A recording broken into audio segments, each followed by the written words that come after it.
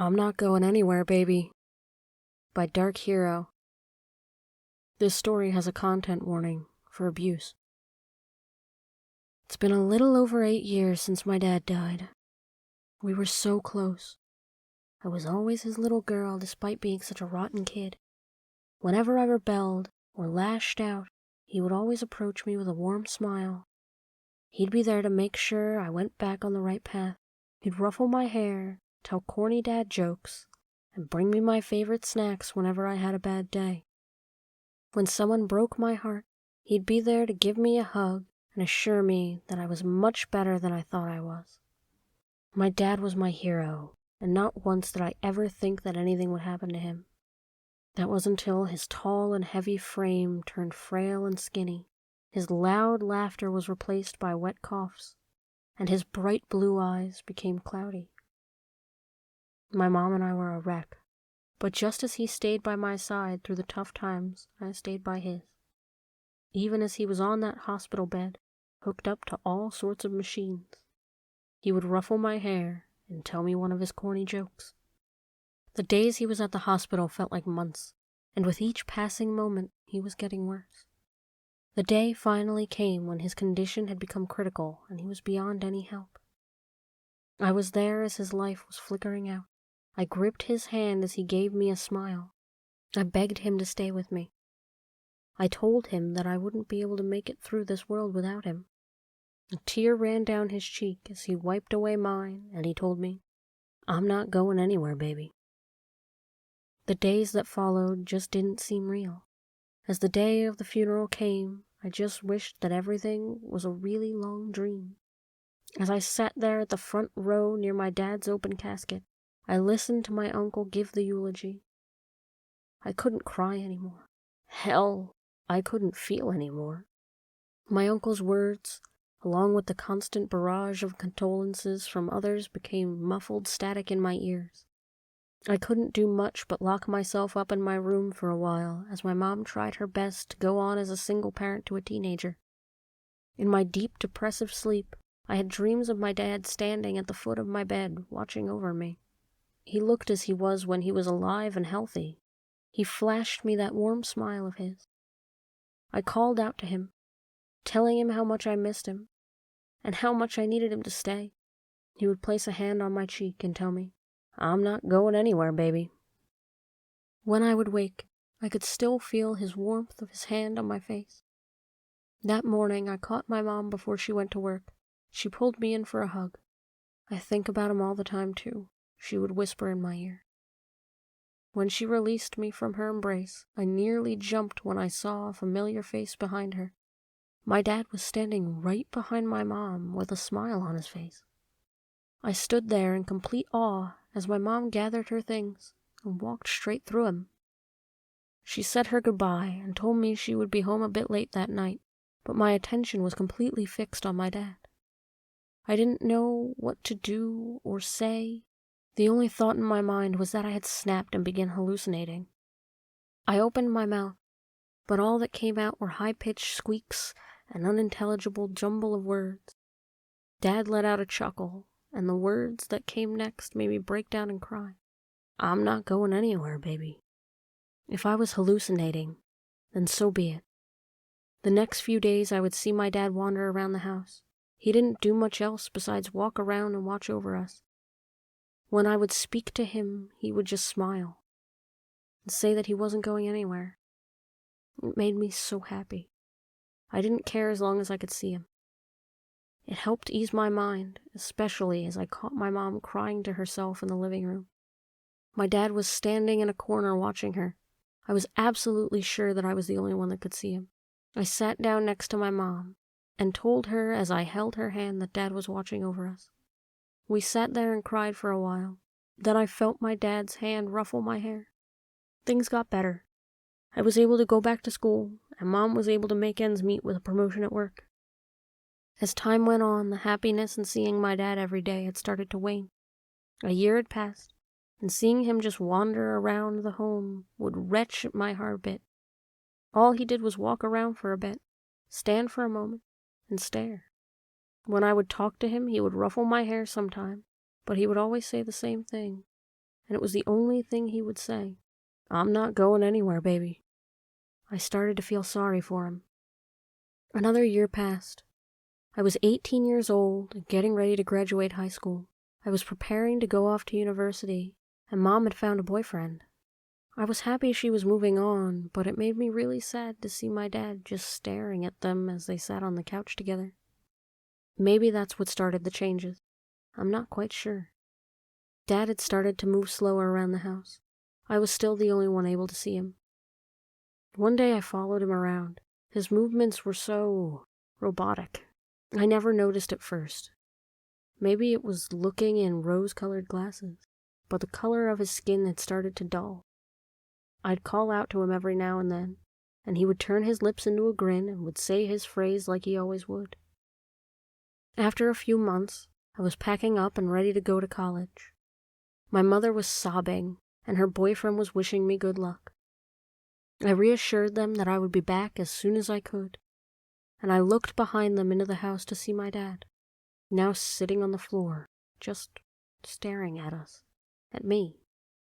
I said, "I love you," and I could see his lips move. I knew what he was saying already. More time had passed. College was amazing, and I was completely transfixed on my new life. Every now and then, I would remember my dad and wonder if he was still there. As soon as I had gotten my schedule situated, I would rush home as soon as I could. My mom would give me her biggest hug, and her boyfriend, who was promoted to fiancé, welcomed me with a big, awkward smile.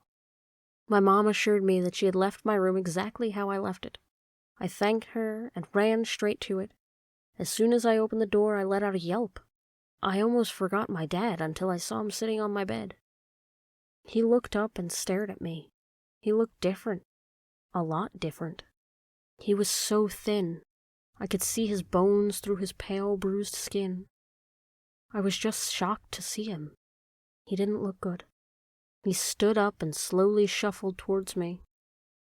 I was completely frozen like a deer in front of headlights.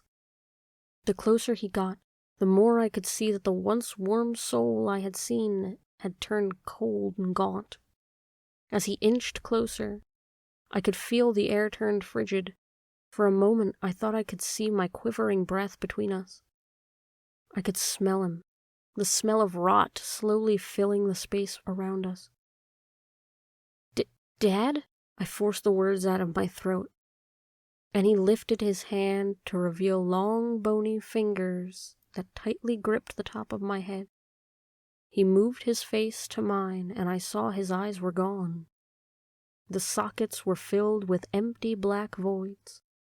His mouth cracked and popped as he opened it to say those words that used to give me comfort. "I'm not going anywhere, baby." His breath hit my face, and it was so foul I forcibly swallowed the vomit that tried to escape from me. He slowly crept past me, and I could hear his footsteps thud behind me towards the living room. I quickly rushed to the bathroom, and I just let everything out of me as I threw up into the toilet. My mom rushed over to check on me, but I told her that I must have eaten something bad. That night, Mom was planning the rest of my stay, but I told her that something had come up, and that I had to go back to the university. She was sad, but she understood that I must have been really busy. I couldn't tell her that I saw the ghost of my dad had been haunting the home, and he was slowly turning into something else. I couldn't bear the thought of seeing him like that again. I couldn't help but think that it was all my fault. After that, I just didn't go back. I spent a few years away from that home until I graduated. I had gotten an apartment, a really good job, and my mother had finally remarried. We were both moving on with our lives and doing pretty well. I had gotten a message one day that she had packed things up and was moving into a new house. She had left my things alone and asked me to handle that. I told her it wasn't an issue, so I cleared up a weekend to head over to our old family home. I'd be lying if I said I wasn't afraid of going back. I spent so long avoiding that place since that one day, and I hoped that it was all some sort of weird, trippy memory. I parked my car in the driveway and stepped the front door. My mother and her husband were getting their new home situated, so I was all alone. Rather, I hoped I was alone. I opened the door and was met with darkness. Despite it being a warm afternoon, the house felt dark and cold. I went inside and closed the door behind me. I brushed my hands along the wall to feel for the light switch. The wall, this house felt so damn cold. My fingers started to feel numb. Then I finally felt the switch and flicked the lights to life. Mom had really made quick work. The house was pretty much completely empty. I took small steps towards the hallway, where my room was, but froze in my tracks when I heard something thump. Thump, thump, thump. It sounded like something had dropped. I held my breath and focused on the noise. Thump, thump. My body started to shake, not sure from fear or the cold. Thump, thump, thump. Something was on the floor. Something was on the floor, and it was coming towards me.